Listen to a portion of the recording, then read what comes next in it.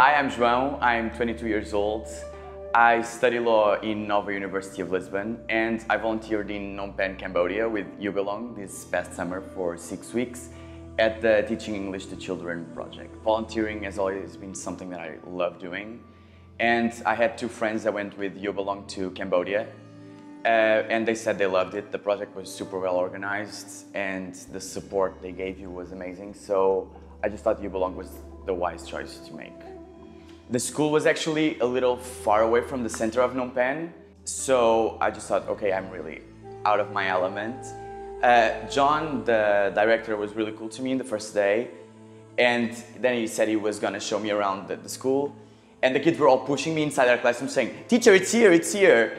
And it was super cool, but I wasn't with those kids actually, they were the smaller kids. And then I got into the room, and the kids all stood up and said, "Good morning, teacher," all like at the same time. "How are you today?" And I was like, okay, this is really something. And there were 42 kids just standing up and looking at me. And I thought, okay, this is gonna be a tough challenge, but it's gonna be fun. You never know how you impact the lives of the people you're working with.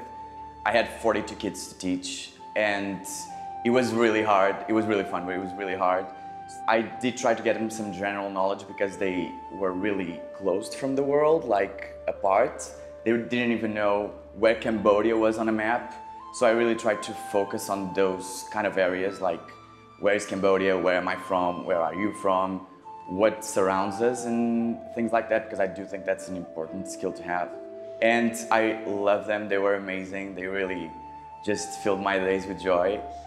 And I hope that I gave them something because they gave me a lot.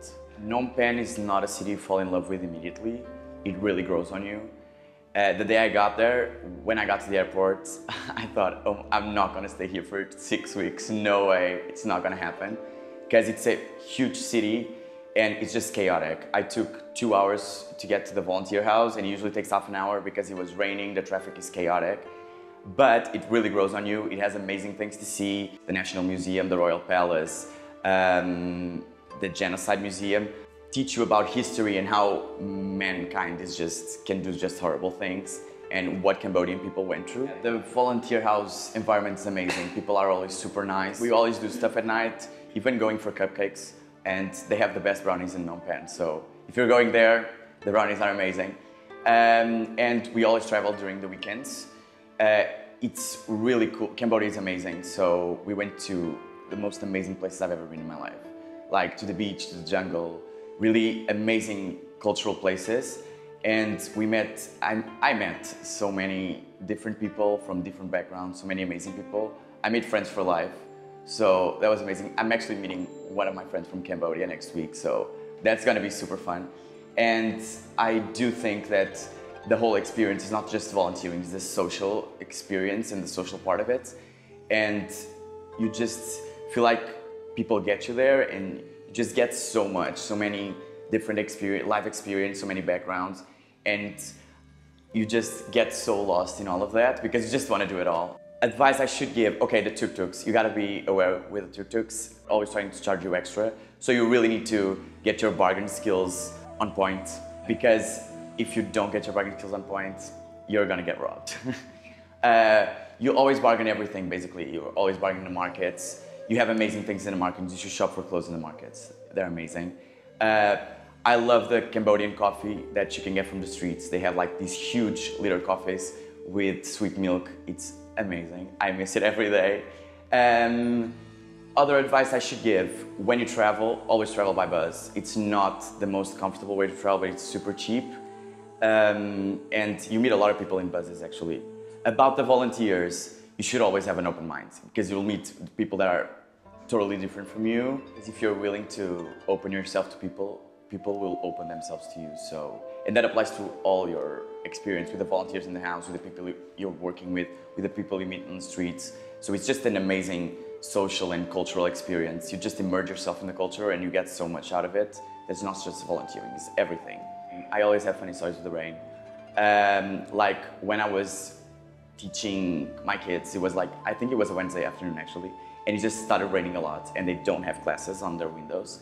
So the room just flooded and they were on top of the tables, but they seemed so normal about it that I thought, okay, this is super normal. and I just had to roll up my jeans and just teach them with my feet on the water. So that was a funny experience. I never thought I would teach on an environment like that, but it actually was really fun. The day I was leaving my project, it was a very emotional day to me because it was a Thursday afternoon. Yeah, I had my flight on Friday, yeah.